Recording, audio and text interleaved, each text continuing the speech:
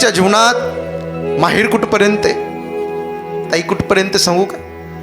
जोपर्यंत माहेरात तुमची आई जिवंत आहे आणि माहेरात बाप जिवंत आहे तोपर्यंत तुमच्या जीवनात माहेर आहे.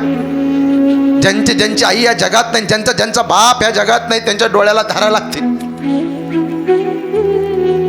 माहेरात आई वडील असल्यावर किती वाजता जा, कोणाची परवानगीची गरज नसते.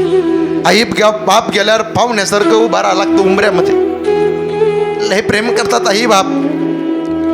ताई जोपर्यंत आई असते ना, आई तुम्हाला म्हणते ताईडे फार ऊन पडतं ग, काळजी घे.